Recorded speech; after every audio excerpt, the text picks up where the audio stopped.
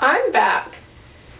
Hey guys, welcome. It is Emmy here and I'm back. I had videos uploaded previously and I hadn't filmed in a very long time and I kind of just wanted to start fresh and restart my channel. I made all the previous videos on private, so maybe one day I'll re-upload them if I feel like it, but I just really wanted to start over and start fresh, and so here is my I'm back video. For this special occasion, we are going to be doing my quarterly reading wrap-up because I'm a reader, I love books, and I'm excited. So, why am I nervous? I'm getting like all giggly. I'm nervous. So today, I'm just going to be going through all the books that I read from January to April. It is currently May right now, but I'm not going to talk about the books that I read in May because I'm going to be doing a May reading wrap-up at the end of the month. If you see me looking over here, it's because I have my computer here because I want to make sure that I have the books that I'm supposed to be talking about and that I talk about them accurately. And then I also have my reading journal here so that I can remember all the books that I read throughout the month and the ratings and the authors and stuff like that. I'm going to be honest. Oh, I should probably grab my Kindle. 1 minute. I'm going to be honest, most of the books I've read so far this year have been on my Kindle because I got my Kindle for Christmas and I am absolutely utterly obsessed with it. I was living on campus at school. I'm graduated now. Woo! Which is also kind of why I wanted to start fresh, because I'm like, I'm graduated, we're just gonna start fresh, clean slate, everything. It's easier to read on my Kindle at school, especially because I would do a lot of late night reading, and so I would just read in the dark on my Kindle, and that was really nice. So if I keep looking in this direction, it's because I don't have a viewfinder, and so my mirror is behind the camera so that I can see if it stops recording for some reason, because it has done that before and I don't want that to happen. This year I've read 17 books, actually 18 because I just finished a book last night and I haven't updated it on my Goodreads. So I've read 18 books this month so far. Yeah, I was right, 16 books. So in January I read 4 books. The first book, I'll put it like right here somewhere on the screen. It was a Kindle read for me and it was Will They or Won't They by Ava Wilder. And this book, I gave it 3 stars. Honestly, didn't remember a thing about it until I reread the synopsis of it. And I was like, oh yeah, I remember that. It was a really fun book. It was very interesting romance. I don't know if you could consider it a rom-com. It was definitely a romance and it's between this guy named Shane and this girl named Lila. And they're both actors and there's a lot of tension between them. A lot of stuff went down between them. A lot of stuff happened. They end up having to like pretend to be a couple and go to therapy so that they can work together on set and not cause problems. I honestly don't really remember much about this book. I do remember rooting for them. I was like, you guys clearly like each other. Let's talk it out. The next book I read was Volume 5 of Heartstopper by Alice Oseman. I love this series, but this was unfortunately my least favorite book in the series. I just feel like nothing really happened. It was just about college decisions and sex. And that was it. I feel like the other books had a lot more topics and a lot more events happening and just more in-depth conversations and stuff like that, whereas this one didn't really have much going on in my opinion. I gave this book a 2 out of 5, which is crazy because I gave the other books, I'm pretty sure, like a 4 out of 5, most of them anyways, 3 or 4 out of 5. So for this one to be a 2, it made me so sad because I love this series and it hurts my heart to give it a 2 out of 5, but that's just what it was. Honestly, at one point I was debating giving it a 1 out of 5, but I was like, no, I like read it, I enjoyed parts of it, I'll give it a 2 out of 5, but this one was probably my lowest rating this year, which is really sad. I love the series and I love the show. Season 3 is coming out on October 3rd. October 3rd has a whole new meaning now. We have Mean Girls and Heartstopper Season 3. I am so excited, but this book just wasn't it for me, unfortunately. The next book was Everybody in My Family Has Killed Somebody by Benjamin Stevenson. I gave this one a 4 out of 5. It was so good. It was a very unique and interesting book, very interesting concept. I'm gonna be honest, at the very beginning of the book I was a little confused because I was like, wait, is this based on a true story? Because the way they were writing it, it made it sound like it was based on a true story, and I was like, that is so interesting, but it was not based on a true story. As I later found out, I was so captivated by the book. I wanted to keep reading and it kept me guessing on who is the killer the entire time. For some reason, I suck at remembering what a book is actually about. I can give a book 5 stars and be like, what was it about? It's kind of like a Knives Out and Clue meets Agatha Christie. I was like guessing different people on who killed this specific person at the ski resort and why and stuff, and it just had me guessing the entire time. Good book, you should read it. And the fourth book and last book of January was The Final Gambit by Jennifer Lynn Barnes. This is the third book in the Inheritance games. The first book and the second book I absolutely loved, and I was so captivated in the story right from the first book, and I just wanted to keep reading it. I did give it a 3 out of 5 stars. In this book, there's one last mystery problem that they all need to solve. My hesitance with these books, even though I loved the first two, and I did give this one a 3 out of 5, after reading the books and like putting the books down, I can't keep track of who Grayson is and who Jameson is. Like, I can't remember the facts that separate the two and help you differentiate the two. So I can never remember if I'm Team Grayson or Team Jameson when it comes to Avery and that little love triangle. I read 2 books in February. The first book I read in February was Mockingjay by Suzanne Collins, which is the third book of the Hunger Games series, and I know I'm very late to the series. It was packed with action. I love Peeta, I love Katniss.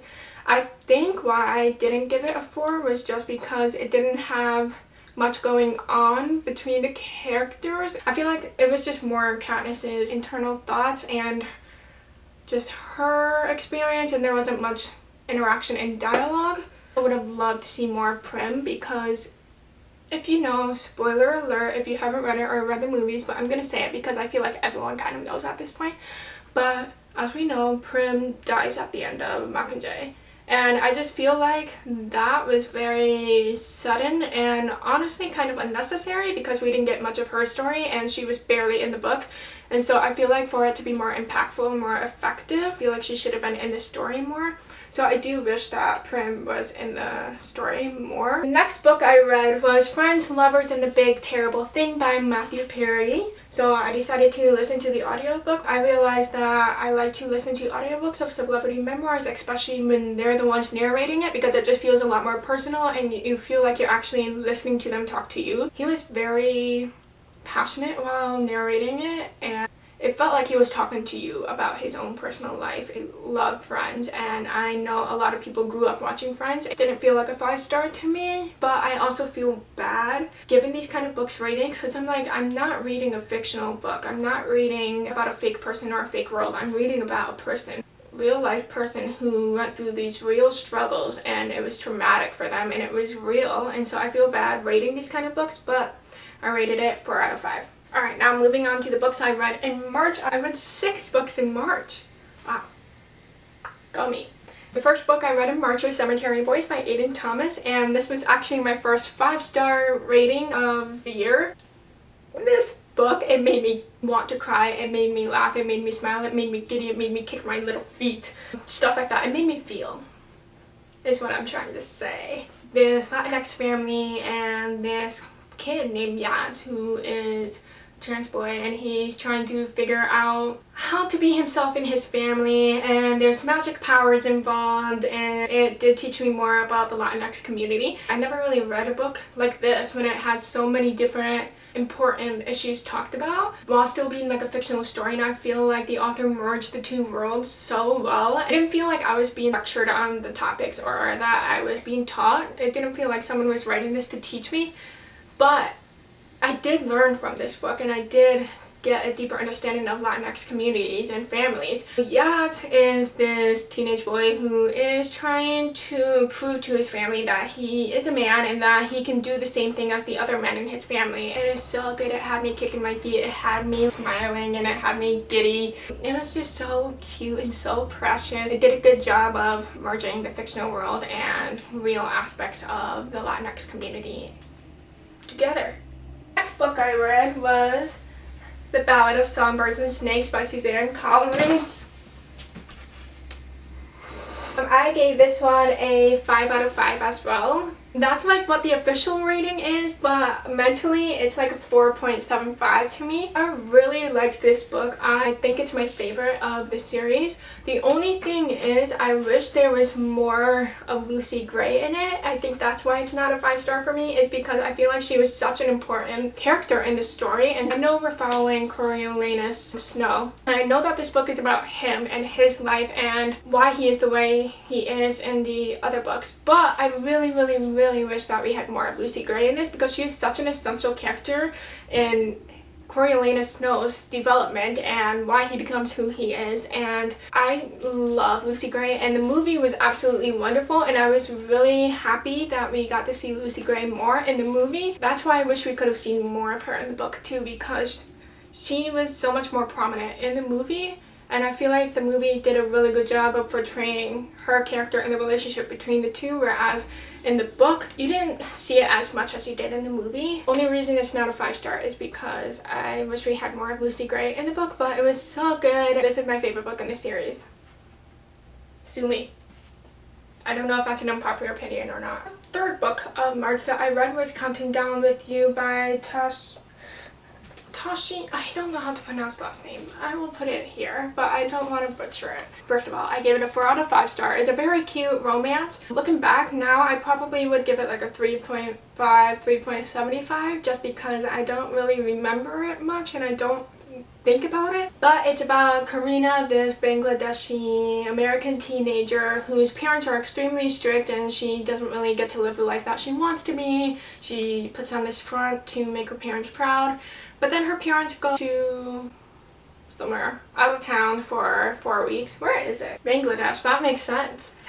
Her parents went to Bangladesh to spend time with her family, and they're there for 4 weeks. So she basically gets to live her life for 4 weeks and not having to pretend to be someone she's not for her parents. But it's a fake dating trope.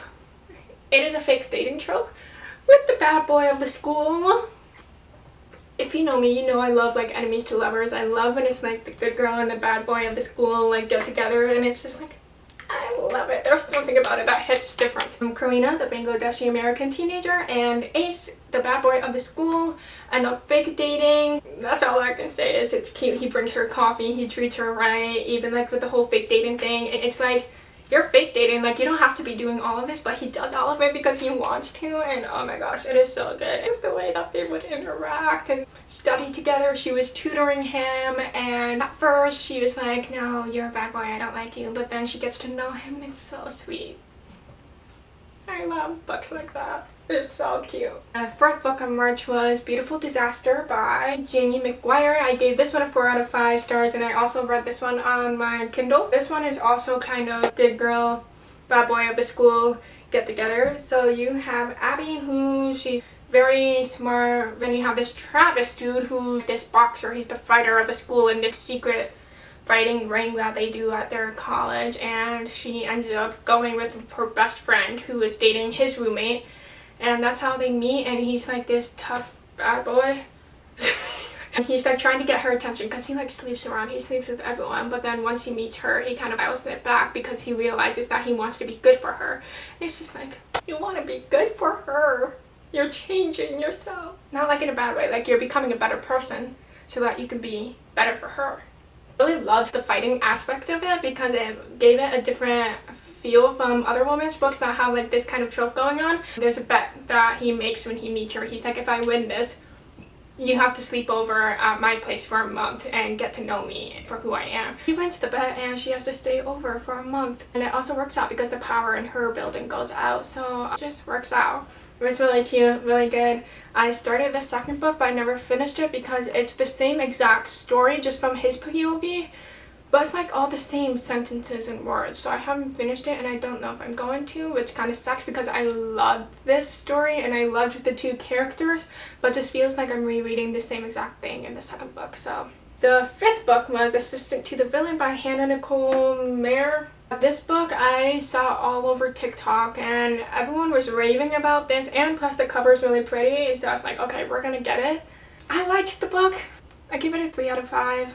This book disappointed me just a little bit because I was expecting more from it, from what I was hearing on TikTok and just what I was hearing about it in general. It started off really slow and then picked up near the end. I was really scared I was going to DNF it in the beginning because I was like, nothing's happening. But then towards the end it did pick up and I was really liking the relationship between Evie and I honestly can't remember the villain's name, so we're just going to call him the villain. I really liked the relationship that blossomed between Evie and the villain, and I was really excited to see more of that relationship, but I think that was where I was disappointed in the book too, was I didn't get as much as I wanted. It was good, but I just feel like it didn't meet my expectations, which I guess that's kind of my own fault too.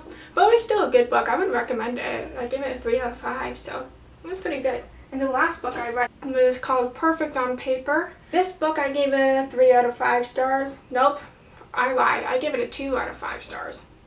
I really liked the book at the beginning. I felt like everything was happening too fast in the romance department. You guys literally hated each other yesterday, now you're here being boyfriend and girlfriend the next day. This book was by Sophie Gonzalez. I really thought it was going to be a 4 or 5 star read at the beginning of the book.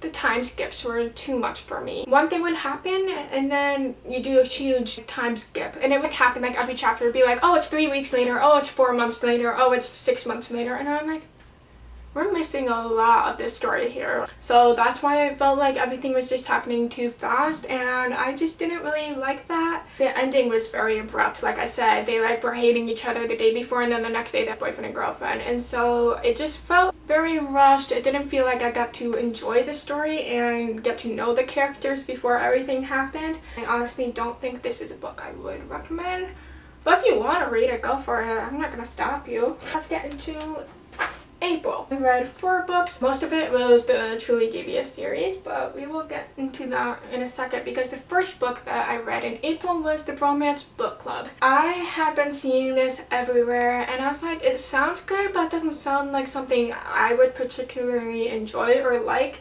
Bruh. I loved this book. I ate it up. I gave it a 4.75 stars. So close to it being a 5 star. I think I just didn't give it 5 stars because honestly, I don't know why. It just didn't feel like a 5 star. If you know what I mean, you know what I mean. I was absolutely obsessed with it, and I have to read the second book now. I downloaded it on my Kindle, but I was in the middle of different books that I never got to it, so I have to re-download that. But the Romance Book Club, it's basically this group of guys. Most of them are athletes, a professional baseball team, or just like guys that are friends and know each other one way or another. It's this group of guys who come together to read romance books so that they can fix whatever issues are going on in their own personal relationships between their wives or their girlfriends. Gavin's kind of ruining his marriage. They're kind of in the middle of getting a divorce. They haven't finalized anything yet, so they're not like officially divorced, but they're in the middle of it. He doesn't want to get divorced, and so his guy friends rope him into this romance book club, and he's like, what the heck, I'm not doing this. But then he keeps reading the romance book that they're reading, which it's really fun because you get to read little snippets of the romance book that they're reading in the book. I really liked that. I thought that was very interesting and a unique concept. I don't want to spoil anything, so I'm not going to say anything more, but it was a great book and I'm very excited to read the second book. The next 3 books I read were all part of the Truly Devious series. This is by Maureen Johnson. Okay, I loved the series. I love the storyline. I like the characters. There are so many freaking typos and misspellings and just grammatical errors in the books that I'm like, I've never seen this many in one book. The third book was the most... I've never seen that many typos and grammatical errors in one book. They're there in every single book, but the third book, there was just so many, and I'm like, how did these get published with this many errors in it? But the storyline was still really good, so I kept going. I gave the first book a 3 out of 5 stars. The second book, I believe I gave 4 out of 5. And then the third book, I gave a 3 out of 5. I like the second book the best, which is called The Vanishing Stare, because you got more of the relationships between the characters. You got to feel more. I thought this series was really good. I just finished the last book, which is Box in the Woods, which is a completely different setting and story from the previous books. I honestly don't think that this series needed this many books in it. I think 2 books honestly would have been good enough. If the author wanted to, they could have put everything in one book, honestly. I don't think it needed 3. I don't think it needed 4. I don't know if the author is planning on writing any more books for this particular series, but I don't think she needs to. I think 2 books would have been good, but I still enjoyed the storyline, and so that's why I gave them like 3 stars. Yeah, those were all the books that I read in January, February, March, and April. I will talk about my May reading at the end of this month in a May reading wrap up. I hope you guys enjoy this video. I know I suck at explaining books. I'm really happy to get back into filming, and I'm really glad that I'm starting this channel up again, and I hope you guys are too. If you like the video, like, comment, and subscribe. That would be very helpful. Comment what videos you want to see from me and what books I should read. I am always looking for book recommendations. Yeah, it was so fun filming again, and I hope you guys like this video, and I love you all. Bye.